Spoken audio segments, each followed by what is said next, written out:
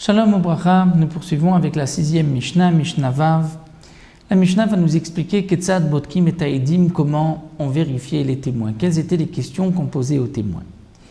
La Mishnah nous dit Zouk Sheba Rishon, la paire de témoins, groupe de témoins qui sont venus en premier, Sheba Rishon, Bodkim Oto Rishon, c'est à eux qu'on va poser les questions en premier. Ou Machnisim et Tagadol Shebaem, on commence par le plus grand des deux. Veomrim lo, donc par respect au plus grand, on commence par lui. Veomrim lo, on lui dit, est mort, dis-nous. Ketzad ra'ita et talevana, comment as-tu vu la lune? Lifne achama, ole achar achama, dire en face du soleil ou derrière le soleil, c'est-à-dire, nous explique le Barthénora. La lune, lorsqu'elle n'est pas entière, le croissant de lune, la partie cachée de la lune, c'est-à-dire la partie obscure, ne peut pas être du côté du soleil. Du côté du soleil, c'est la partie éclairée de la lune. Donc obligatoirement, le croissant de la lune ne peut pas être en face du soleil. Il faut qu'il donne dos au soleil.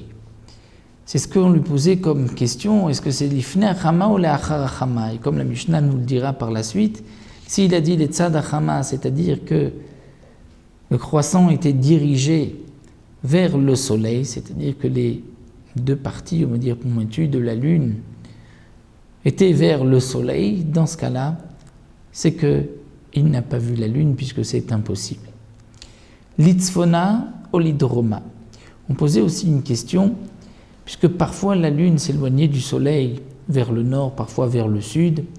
Le Bédine, en fonction de leurs calculs, savait est-ce que la lune devait être du côté nord ou sud du soleil. Donc on posait la question, litzfona ou lidroma, au nord ou au sud. Kamaya gavoa.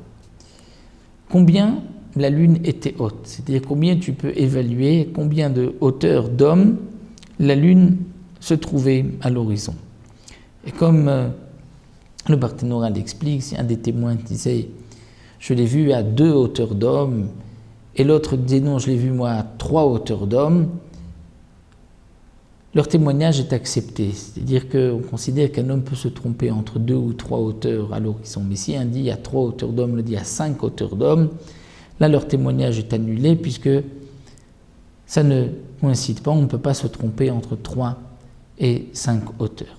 Une autre question, les aïn ayan noté, c'est-à-dire vers quel côté la minima penchait, au nord ou au sud, c'est-à-dire le croissant de lune vers le nord ou vers le sud, ve kama ayaracha, avec combien la lune était large, en fonction de sa proximité du soleil, on pouvait savoir si elle était plus large ou moins large. En tout cas, imamar l'ifnei chama, si le témoin dit l'ifnei chama était face au chama, face au soleil, lo amarkloum, il n'a rien dit, puisque c'est donc la partie éclairée qui doit être vers le soleil, non pas la partie obscure de la lune. Ensuite on faisait rentrer le deuxième témoin, Bodkimoto, où on lui posait des questions. Si leur témoignage correspondait, leur témoignage était accepté. Ensuite, qu'est-ce qu'on faisait de tous les autres témoins, ou tous les autres groupes, tous les autres paires de témoins, on leur posait des petites questions. Non pas qu'on avait besoin d'eux, puisqu'on avait déjà reçu le témoignage de 2 et c'est suffisant. Et la kedé pour ne pas que les autres témoins soient déçus, la voix afin qu'ils prennent l'habitude de venir.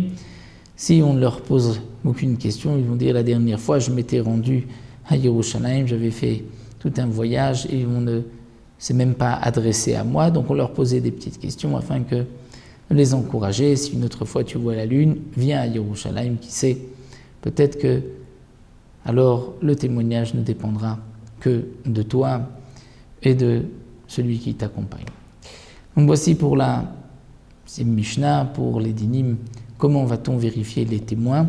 Et une fois que les témoins ont été vérifiés, ça nous verrons dans la 7e Mishnah ce que le Bédine va dire, comment le Bédine va proclamer Rosh Chodesh.